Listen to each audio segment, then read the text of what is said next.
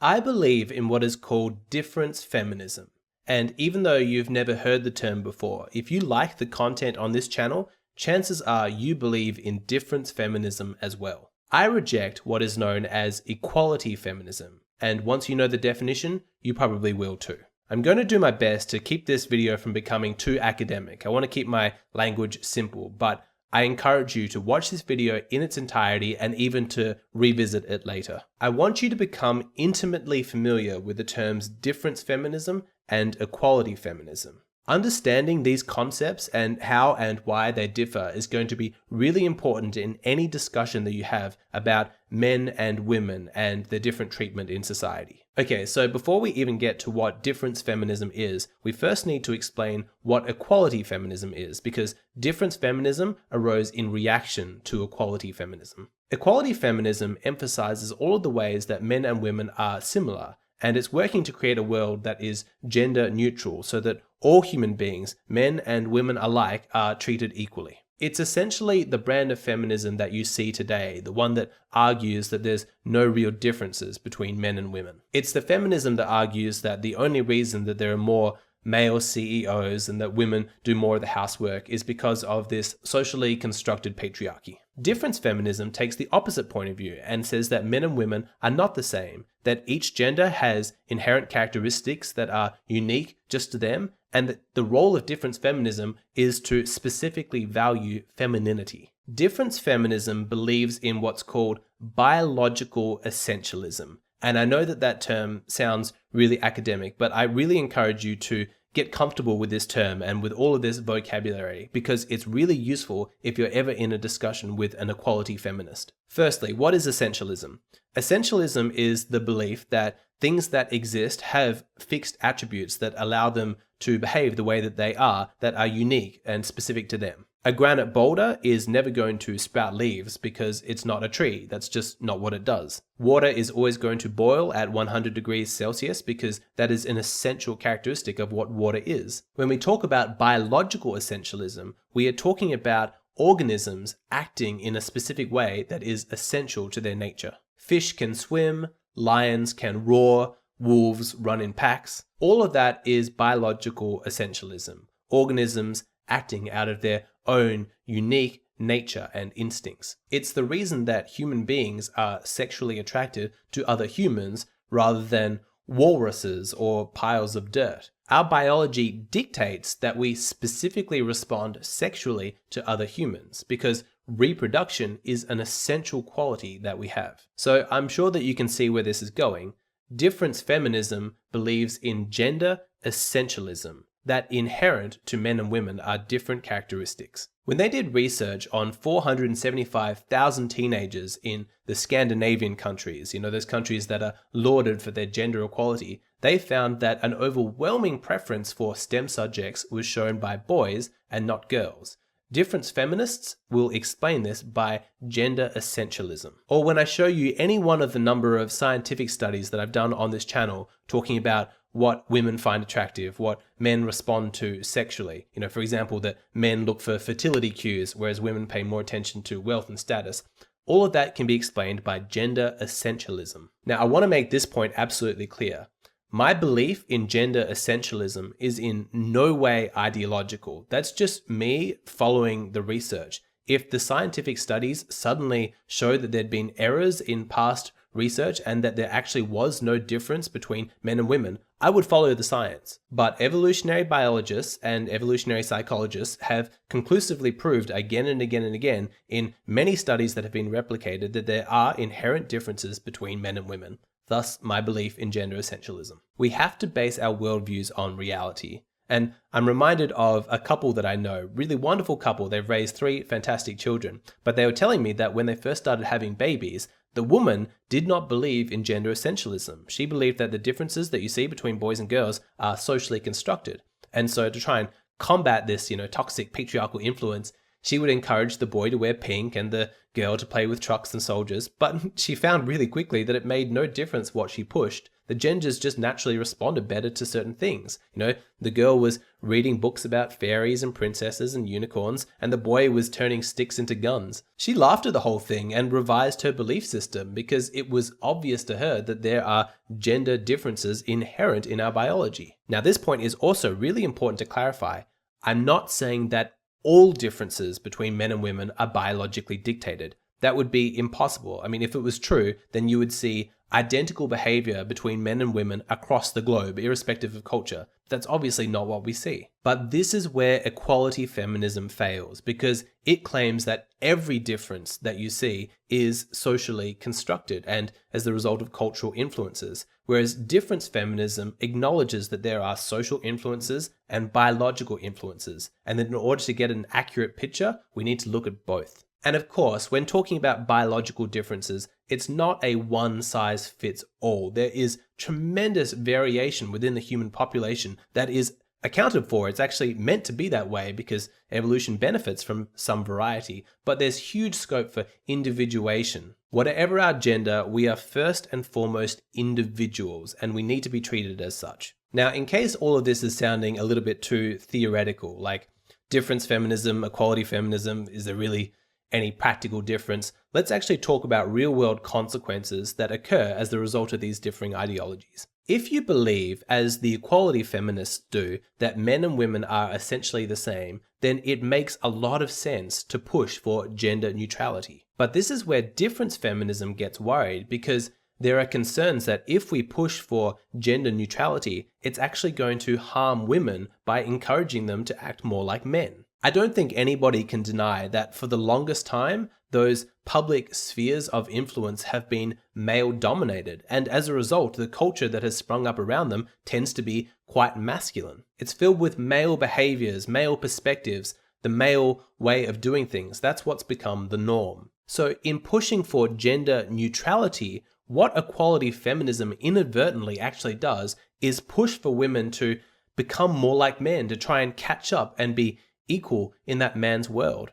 Picture that hyper-masculine female businesswoman or female politician who never shows any emotions because she feels that she has to be masculine. To show any kind of femininity is going to be weakness. In contrast, difference feminism doesn't want women to simply imitate men. It believes that women have their own unique and important contribution to make that specifically relates to their womanhood, to their femininity, and that we should be making efforts to accommodate that. Rather than, forcing women to fit the mold of society, what we should be doing is looking to ways to change society so that it can better fit the mold of women. I actually don't know that much about her policies, I do have to admit that, but I love that the female Prime Minister of New Zealand, Jacinda Ardern, gave birth while in office. I mean, there's nothing more feminine than giving birth. I love that. It would be the height of arrogance to assume that just because we have done things a certain way, this really masculine way for so long, that all of our organizations and institutions are perfect and that there's no room for improvement or innovation. It could well be that a more feminine perspective on things could actually change things for the better and open up new possibilities that we have been blind to in the past. Of course, I'm not saying we need to force this necessarily, but opening up the marketplace of ideas, it may well be that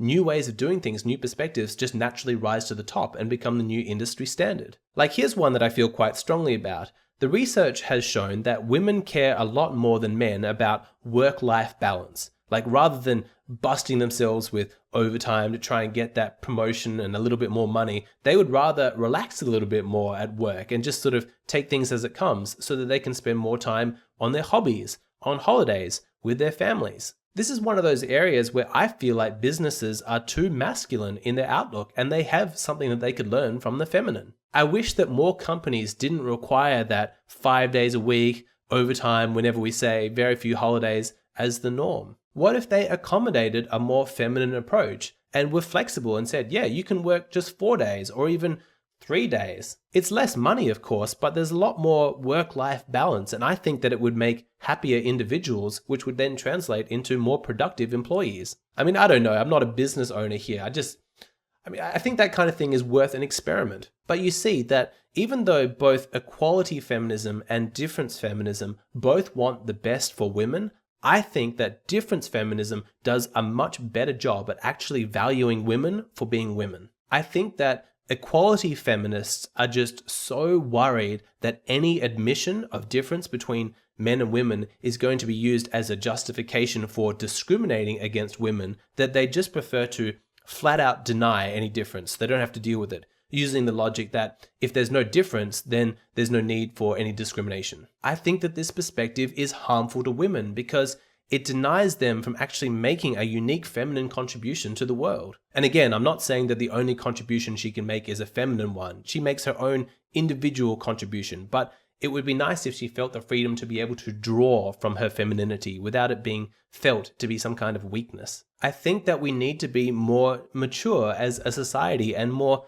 nuanced in our approach to all of this. Can we just please admit, yes, men and women are different and they have their own unique set of attributes that's specific to those genders, but that doesn't mean that we should be negatively discriminating based on gender. I want society to be more mature about this and more nuanced. Let's have the ability to say, yes, there are differences between men and women, but we can still have expectations and laws that protect them from discrimination. In some cases, I personally don't mind if there are different laws for men and women that take into account these differences. One of the examples is parental leave. Now, I think that it's incredibly important for fathers to bond with their newborn children, and paternity leave is really, really important. But if a company decided that maternity leave got an additional amount of time beyond what fathers got, I'm not going to go full SJW and cry sexism. I get it. Women's bodies take time to recover. They need to breastfeed. The experience of having a baby is just different for the mother than it is for the father. I'm fine with that. Joe Rogan talks about this anytime somebody brings up a man being sexually assaulted. Now, a girl grabbing your dick without your permission is awful, and 100% it should be a crime. But you can just feel it inside yourself that sexual assault is it just feels worse when it happens to a girl. Like, imagine a father and he's got his son and his daughter and they both arrive home from a party and the daughter says, "Some guy touched my vagina without my permission." The dad's reaching for a shotgun. Whereas if the son says, "Some girl grabbed my dick without my permission," a lot of fathers would be like, "Well, was she hot?" Okay, I'm making jokes, but you see the point I'm trying to make here. Pushing for absolute equality in every area doesn't actually make sense if your goal is to protect women, because denying that there's any difference doesn't take into account that in a lot of areas women are more vulnerable, they're more fragile, and they need that additional layer of protection. Now, one of the most common criticisms of difference feminism is that it classifies everybody by gender and doesn't take into account individual differences. What about the woman who wants to be masculine? What about the man who wants to be feminine?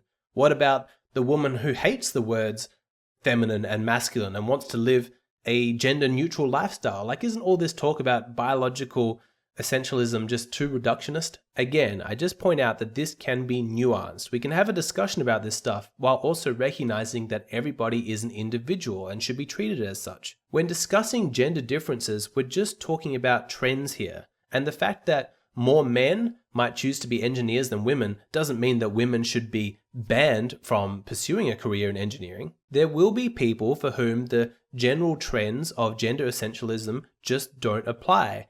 Quite authentically, they're just not individually hardwired that way. There's nothing wrong with them. They are a perfect expression of their own unique selves. It's just they don't fit neatly into a category. That's fine. That's a good thing. Society is made infinitely more interesting by their existence. They will have a unique contribution to make. Like, if I wanted to have a discussion panel about gender and femininity and masculinity, I wouldn't pick 5 people who are just complete gender stereotypes. Sure, I might include one traditionally masculine man and one traditionally feminine woman, but I'd also include a masculine woman and a feminine man and another person who was born like intersex or just doesn't identify with any gender, because they would have a really fascinating, contribution to that discussion. So let's not get crazy about this. Let's have a conversation while also simultaneously acknowledging individuality and exceptions and all of that good stuff. But here's the thing. There are always going to be exceptions and outliers. That's just part of the beautiful complexity of humanity. But the existence of outliers does not undermine the statistical validity of the data as a whole. You cannot present me with one male nurse and then say, this is proof that men are equally nurturing to women. All power to that guy. Like, individually, I wish him the best, but statistically, his existence means nothing. You need to look at a much larger data set than that. I want to finish by reminding everybody that the criticism that's often leveled at people who care about men's issues and men's rights, as though by caring about men, you don't care about women, I want to remind you that that is completely ridiculous tribalism. You can be equally passionate about men's activism and difference feminism. There's no contradiction there. Caring about men is not anti-women. Ignore those people that just keep fueling the culture war and the gender divide. They're just miserable people and they want everybody else to share in their misery. I hope now that hearing the difference between equality feminism and difference feminism and going through terms like biological and gender essentialism, you now have the vocabulary to actually discuss these topics and, to talk about gender differences without being accused of being a misogynist or being a sexist. It is not anti-women to specifically value women for their femininity. Men and women are different, and that's beautiful. That's the message of difference feminism. There's this woman who says that my content is a bit misogynistic, just a bit. I think she has a bit of a love-hate relationship with me because she can't tell if I'm, just speaking uncomfortable truths that she doesn't want to hear or if there's something more to it. Anyway, she sent me an email. If you want to see it, I've got it as the pinned comment down below. But she's really struggling in particular with male emotions and this, the content that I talk about with women who haven't really evolved to care about male emotions. And she's scared about, what that's going to mean for her relationship with her boyfriend. What if he gets depressed? Is she just not going to be attracted to him? Anyway, I help her out. I give her a whole bunch of advice. It's the topic of my latest Patreon video. My Patreon's just $5 a month. Great value. If you want to see the video, go check it out.